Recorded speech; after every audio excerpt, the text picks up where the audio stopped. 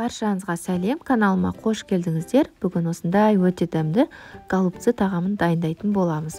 Міндетті түрде осы рецепт бойынша жасап көріңіздер.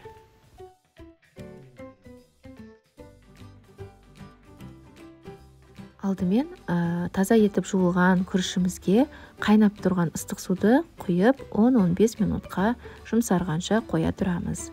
Фарштың үстіне туралған пияз және кинза қостым. Кинза ұнамаса петрушка пайдалансаңыздар болады. Және дайын болған күрішімізді салып, үстіне дәмдеуіштерді қосып араластыратын боламыз. Дәмдеуіштерден тұз, қызыл және қара бұрыштан қостым.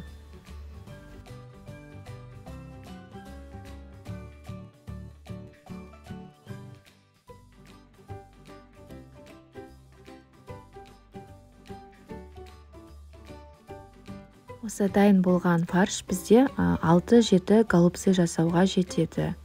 Осылай бұрыштардың ішін алып тазалап аламыз да, барынша фаршты нығыздап толтырып салатын боламыз.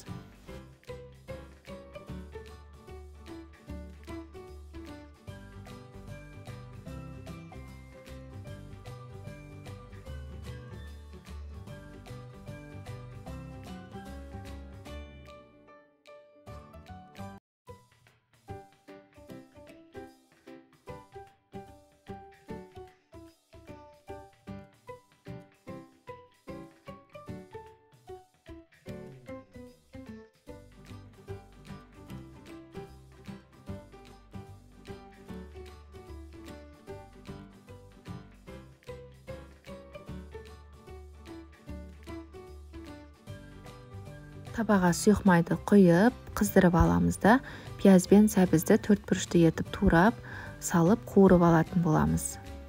Үстіне томат пастасын қосамыз.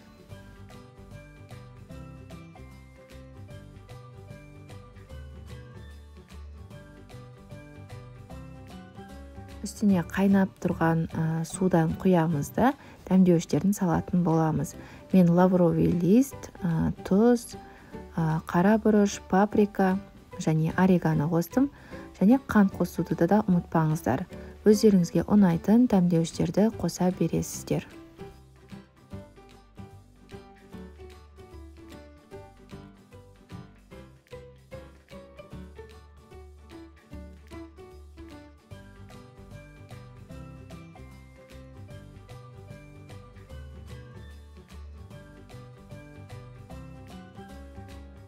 Үстіне голубцыларды салып, қатты қайнағаннан кейін барып, астын ең баяу отқа қоямыз да, толықтай пісіріп алатын боламыз.